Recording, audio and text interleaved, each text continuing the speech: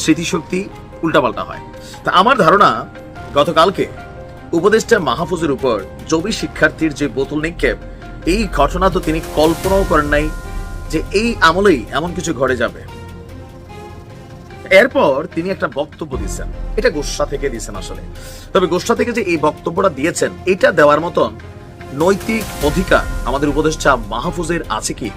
মানে আপনারা যে বৈষম্য বিরোধী আন্দোলন থেকে এই এত কিছু হইলো, সেইখানে যখন আপনারা বৈষম্য তৈরি করছেন, আপনাদের প্রতি, আপনাদের কর্মকাণ্ডে ডক্টর ইউনূসের প্রতি, এই সরকারের প্রতি মানুষের রাজনৈতিক যেই চিন্তা ভাবনা অথবা ধরেন আস্থার জায়গা, সেটা কি ব্যালেন্স থাকছে? না, থাকছে না। কেন বলছি?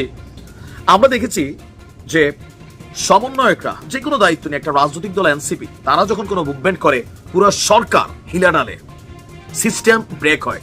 আচ্ছা, আপনাদের খেয়াল থাকার কথা, এর আগেও যমুনাতে চাইলেই যে কোনো কেউ গিয়া আন্দোলন করতে পারবে না, এমনকি সচিবালয় সহ বেশ কিছু জায়গায় একটা প্রজ্ঞাপন জারি করা হয়েছিল। কিন্তু আমরা দেখলাম যে আওয়ামী লীগ নিষিদ্ধের ইস্যুতে সেখানে যমুনার সামনে সকল রুলস ভেঙে আন্দোলনটা করার সুযোগ হলো, যদিও পরবর্তী সময় সরে গেছে, আবার মার্চ টু যমুনার ইস্যু দেখলাম। এরপর এই ইস্যুটার পরপরই আবার দেখলাম তাদের দেখা দেখে সেখানে জবি শিক্ষার্থীরা, জগন্নাথ বিশ্ববিদ্যালয়ের শিক্ষার্থীরা অবস্থান নিয়েছে। আমি যখন নিউজটি করছি, তারা এখনো শুয়ে আছে সেখানে যমুনার সামনে।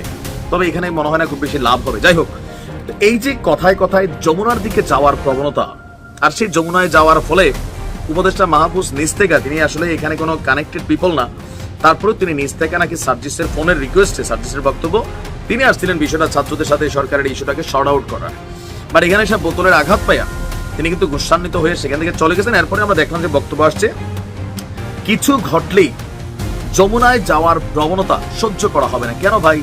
সহ্য কি মানে সার্জিস হাসনাত্রা করলে করবেন, অন্যরা করলে করবেন না? কাউকে ঠান্ডা পানি দিবেন, ওয়াটার ক্যানন দিয়ে হাওয়া খাওয়াবেন, আর কাউকে টিয়ার শেল লাঠির বাড়ি খাওয়াবেন? এটা তো হইতে পারে না। আপনারা তো বৈষম্য তৈরি করছেন। আমার কথা নাকি স্টুডেন্টদের কথা, সারা বাংলাদেশ দেখছে এগুলো। আপনাদের অনেকে বোঝার সুযোগ নাই, নাকি বোঝেন না।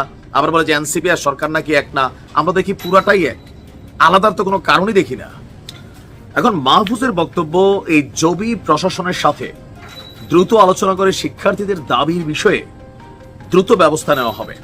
তবে কিছু একটা ঘটলেই যমুনায় যাওয়ার প্রবণতা সহ্য করা হবে না। এক্ষেত্রে সরকার কঠোর হবে। কার উপর?